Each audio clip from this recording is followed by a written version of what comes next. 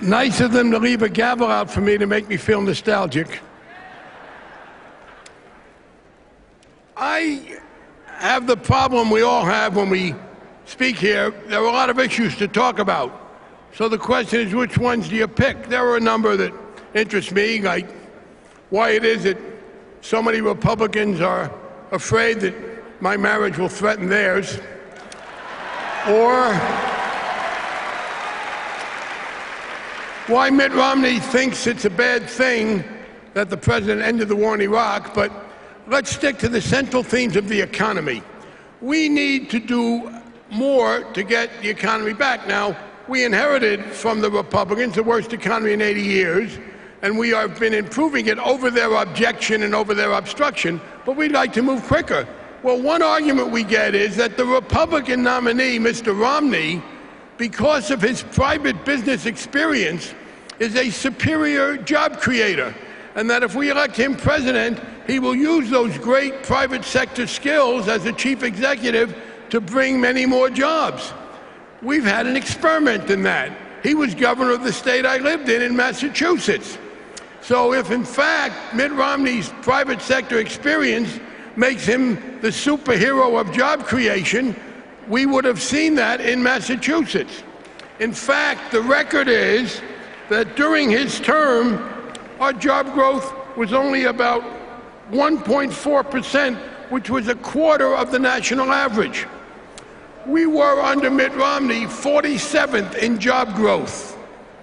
In fact, I represented an area in Massachusetts, proudly, places, New Bedford and Fall River, that have been hurt by national and international economic trends.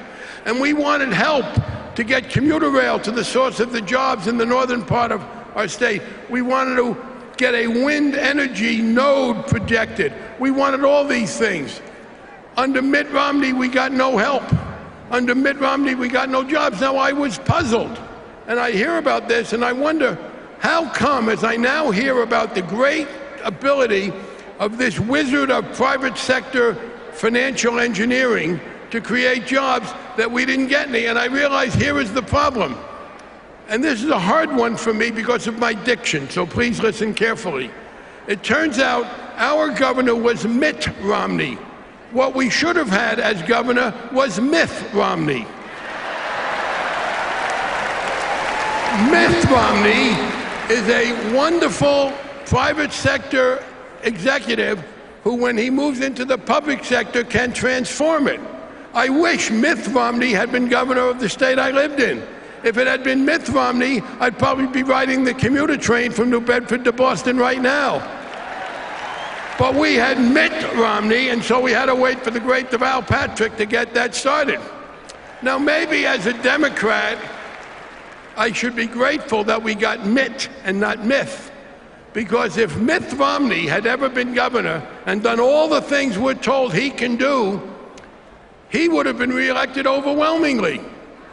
Now, that might not have been good for the Democrats, but not following the Mitch McConnell view that your party's advantage is more important than the economic well-being of your constituents, I would have taken that. But we didn't have Myth Romney, we had Mitt Romney, and he did the Democrats a favor, not the state. After 4 consecutive Republican elections, when Mitt Romney ran for re-election, his term was up, he was afraid to run for re-election. He gallantly let his lieutenant governor take the fall, and the Republicans haven't won a major election on statewide office since, for state office. Well, if we didn't get that job experience, if we can't look to the past to be reassured, let's look to the future. What will any Romney, and you know there were a lot of Romneys. There's the Romney who was going to be better on gay rights than Ted Kennedy. Now there's the Romney who checks with Rick Santorum on that issue. There was the Romney who was for climate change, and now there's the Romney who believes that it's a myth, to coin a phrase. But let's look at what we have from the Mitt Romney who's running for president. He has now basically committed himself to repeat every failed and mistaken policy that the Republican Party employed to bring our country into the greatest recession in years, and which they have followed to try to retard its recovery. And there's a reason for it.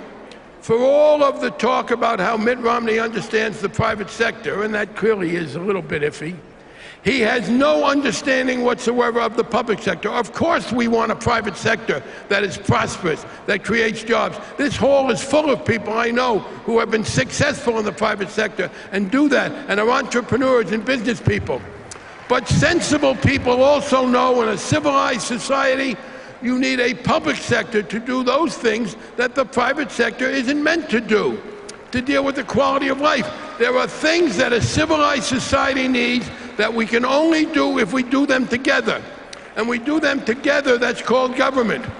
So that's why Mitt Romney opposed the successful effort to keep the automobile industry going, because he failed to see the importance of a private sector, public sector cooperation. That's why he belittled President Obama's concern for fired and laid off public employees and the services they provide when he said, oh, he just wants more teachers and firefighters and cops.